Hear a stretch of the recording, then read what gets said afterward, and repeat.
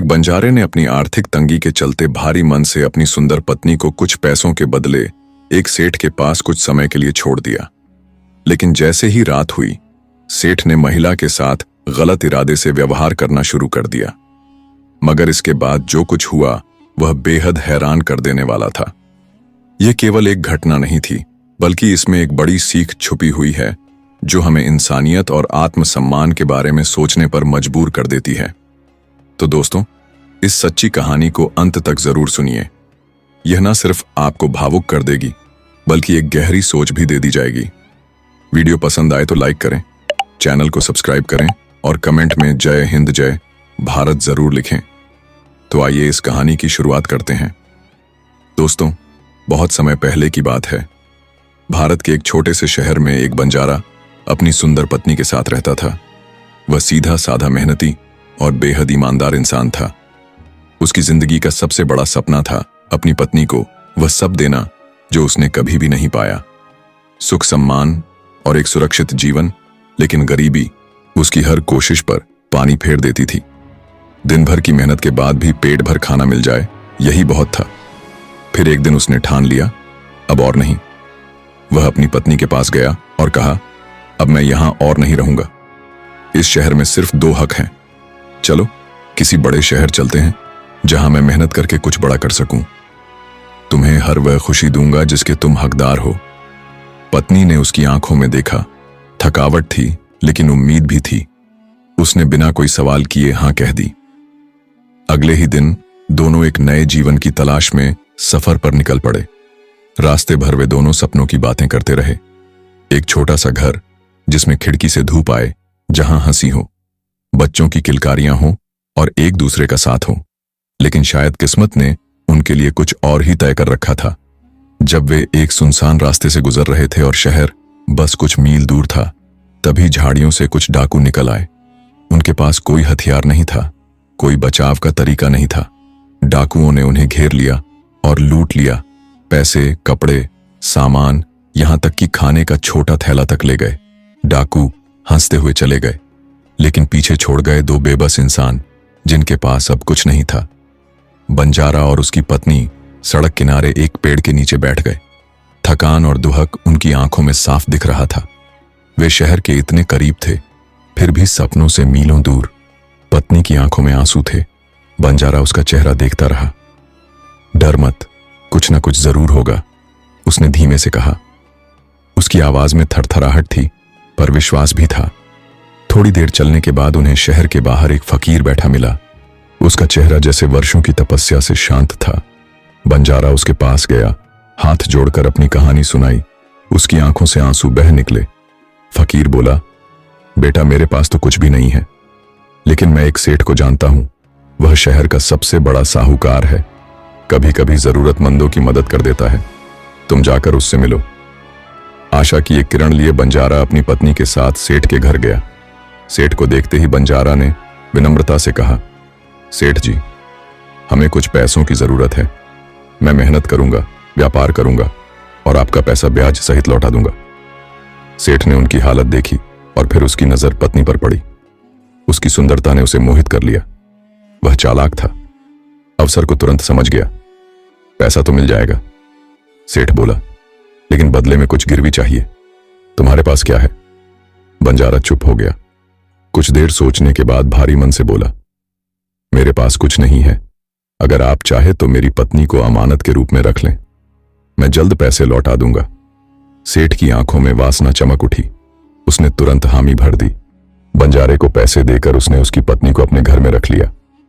बंजारा शहर की ओर बढ़ गया, आंखों में सपने और दिल में बेचैनी। उधर सेठ रात को उस कमरे में गया जहां उसकी पत्नी को रखा गया था।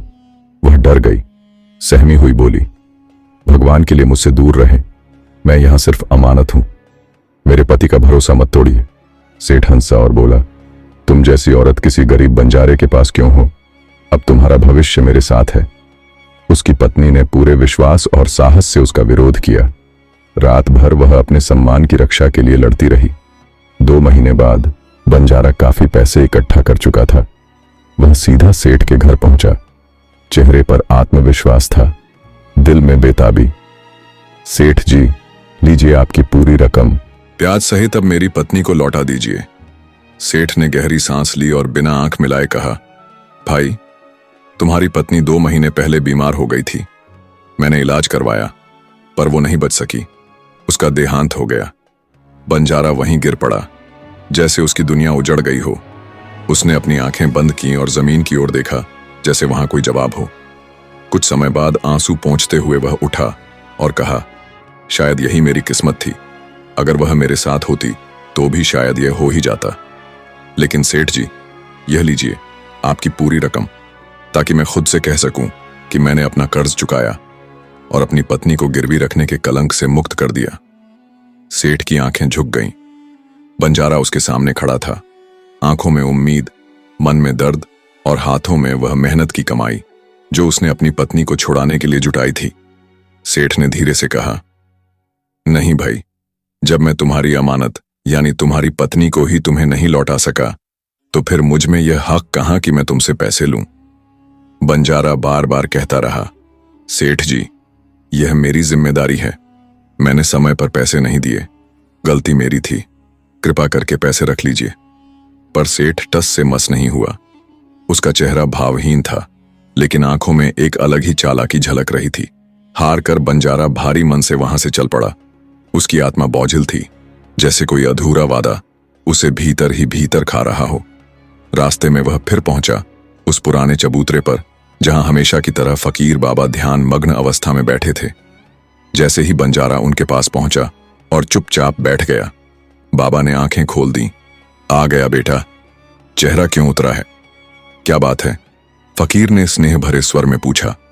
बंजारे ने गहरी सांस ली और वह सब कुछ विस्तार से कह सुनाया। कैसे उसने मेहनत करके पैसे इकट्ठे किए, कैसे सेठ ने लेने से मना कर दिया और दावा किया कि उसकी पत्नी मर चुकी है। फकीर बाबा थोड़ी देर तक शांत बैठे रहे, फिर बोले, बेटा, यह सेठ बड़ा चालाक है। तुम्हारे साथ बड़ा धोखा हुआ है। तेरी पत्नी अभी जिंदा है, उसने उसे अपने घर में छुपा रखा है। यह सारा खेल बस तुझे गुमराह करने के लिए है। बंजारा चौंक गया। क्या आप यकीन से कह रहे हैं बाबा? फकीर ने गंभीर स्वर में कहा, हाँ बेटा, मेरी आंखें और अंतर्मन धोखा नहीं खा सकते। अब सुन, तू सीधा राजा के पास जा और दरबार में जाकर कह, राजन, मेरी पत्नी को सेठ से वापस दिलवा दीजिए। यह राजा न्याय प्रिय है, वह तेरी जरूर मदद करेगा। बंजारा तुरंत राजा के दरबार पहुंचा। राजा सिंहासन पर बैठे थे और प्रजा अपनी अपनी फरियादें लेकर हाजिर थी। जब बंजारे की बारी आई, वह विनम्र होकर झुका और बोला, राजा साहब, मेरी पत्नी को सेठ के घर से वापस दिलवाइए। राजा ने आंखें सिकोड़कर उसे देखा और सेठ को बुलवाया। सेठ आत्मविश्वास से भरे कदमों से दरबार में आया। राजा ने पूछा, क्या यह सत्य है कि बंजारा अपनी पत्नी को गिरवी रखकर गया था? सेठ ने सिर झुकाकर कहा, राजन, यह बात सच है तो अब यह अपनी पत्नी को क्यों नहीं ले जा सकता? सेठ बोला, मैंने इसे पहले ही बता दिया था कि इसकी पत्नी की मृत्यु हो चुकी है। मैं अब उसे वापस नहीं ला सकता। राजा ने पूछा, क्या तुम्हारे पास प्रमाण है? जी हां, वह डॉक्टर जिसने उसका इलाज किया और 4 गवाह भी हैं जो कहेंगे कि मैंने उसका अंतिम संस्कार करवाया था। सेठ की दृढ़ता ने राजा को भ्रमित कर दिया।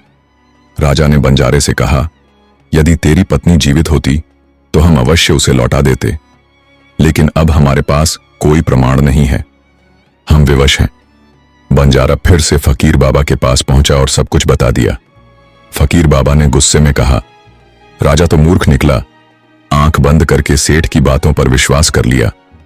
फकीर कुछ देर सोचते रहे और फिर बोले, अब तू एक बार और राजा के पास जा और कह, राजन, कृपया 3 घंटे के लिए मेरे गुरु को सिंहासन सौंप दीजिए, वे न्याय करेंगे।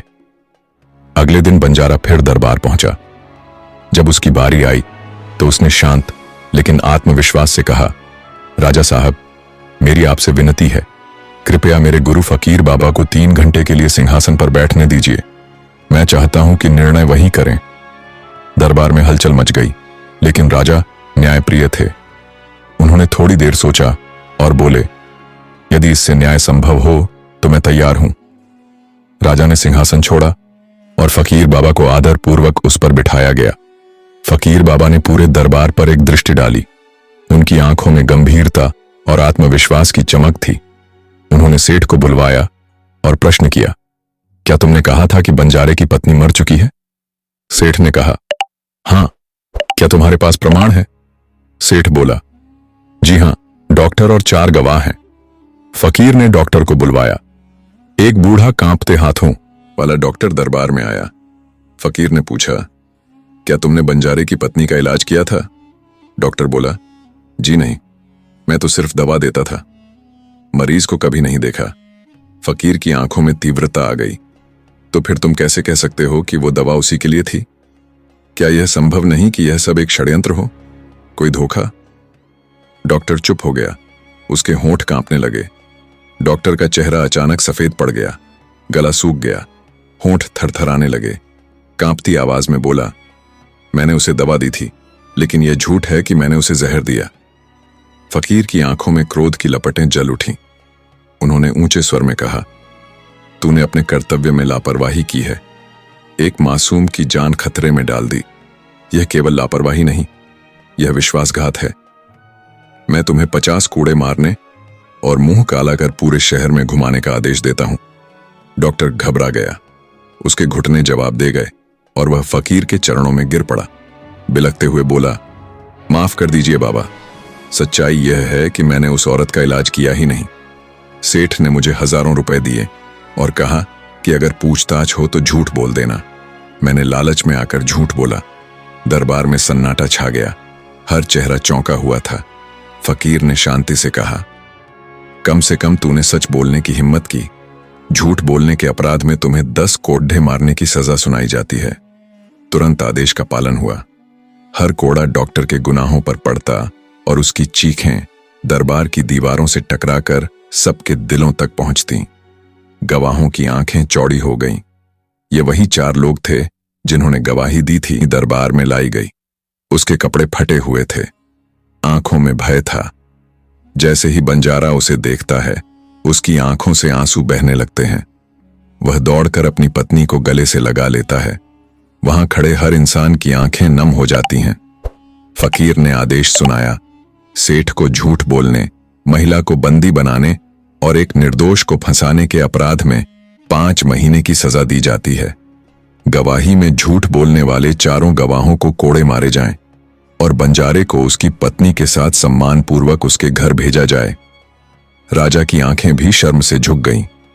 उन्हें एहसास हुआ कि उन्होंने आंख मूंद कर एक लालची सेठ पर भरोसा किया और एक गरीब को न्याय से वंचित किया। फकीर ने बंजारे की पत्नी को बुलाकर कहा, बेटी डर मत, अब तुझे कोई छू नहीं सकता। अब तू आजाद है, ये दरबार तेरा है और तुझे पूरा न्याय मिलेगा। फिर सेठ की ओर मुड़ते हुए बोले, तूने एक मासूम महिला को लालच और वासना के लिए कैद किया। तूने झूठ और धोखाधड़ी से उसे मृत घोषित कराया। अब तुझे केवल यह दरबार ही नहीं, भगवान भी माफ नहीं करेगा। फकीर ने राजा से कहा, राजन, यह आदमी बलात्कार की कोशिश, झूठी गवाही और एक महिला की स्वतंत्रता छीनने के अपराधों में कठोर सजा का पात्र है। राजा ने गरजते हुए कहा, सेठ को तुरंत गिरफ्तार किया जाए। उसे 10 साल की कठोर कारावास की सजा दी जाती है और उसकी संपत्ति जब्त कर गरीबों में बांटी जाए। सेठ रोता रहा, गिड़गिड़ाता रहा, लेकिन अब कोई उसकी बात सुनने को तैयार नहीं था। बंजारा और उसकी पत्नी फूट फूट कर रोने लगे, मगर अब ये आंसू पीड़ा के नहीं, न्याय और पुनर्मिलन के थे। फकीर बाबा ने आशीर्वाद देते हुए कहा, तुम दोनों की प्रेम और विश्वास की परीक्षा आज पूरी हुई। अब जाओ और एक नई जिंदगी की शुरुआत करो।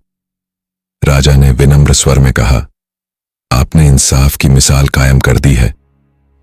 फकीर बाबा, आप इस राज्य के लिए अनमोल रत्न है।